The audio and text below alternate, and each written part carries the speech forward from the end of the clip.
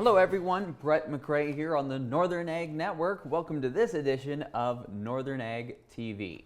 Well, on Friday, USDA released its latest update to 2024 crop production numbers, giving us a clearer idea of the kinds of crops and how much of each crop that U.S. farmers grew this year. There's still some information to come out, but we can already take a look at some of the interesting trends so far in our area. Starting with Montana, canola production down 19% this year. It seems like the weather was not very cooperative with the canola crop. Planted acres were actually higher, but average yield was substantially less than 2023. A big increase in lentil acres led to a 73% increase in lentil production in Montana as well, compared to an overall decline in small grain production this year. Just moderate changes in Wyoming. Farmers grew more winter wheat and sugar beets and a little less barley. North Dakota was another story.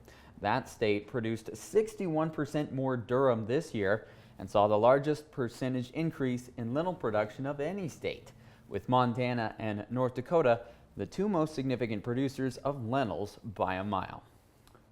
And last week, RCAF USA announced its intentions to sue the USDA over the Department of Agriculture's EID rule that requires electronic ear tags in cattle moving interstate. This announcement was made at the Livestock Producers Freedom Rally in Rapid City last week, where RCAF CEO Bill Bullard said that his organization has exhausted every other means of remedy with USDA and has no choice but legal action to protect the independence of American ranchers.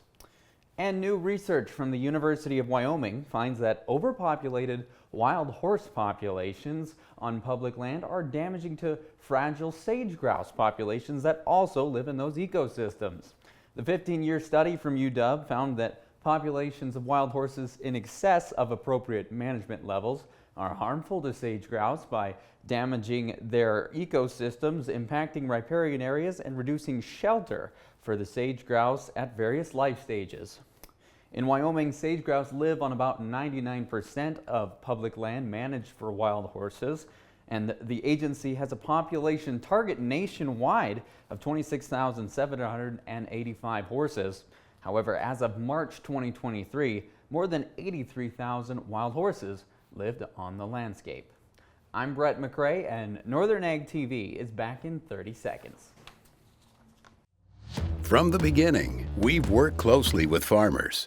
BNSF's ties to the agricultural community go back 175 years. Together, we've innovated to make the U.S. agriculture supply chain one of the most efficient and productive in the world.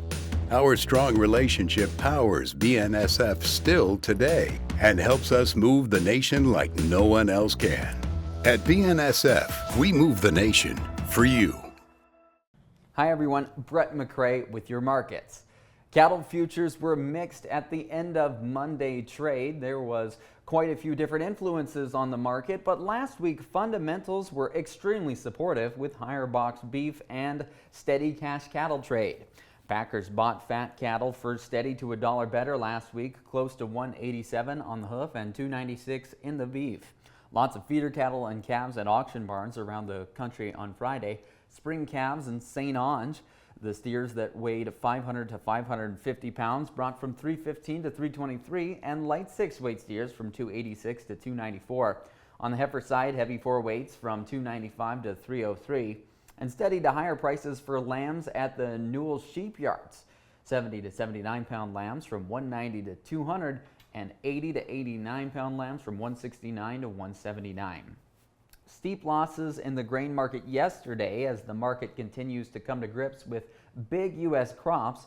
Last week's USDA information confirmed what traders expected with record corn and soybean crops in the U.S.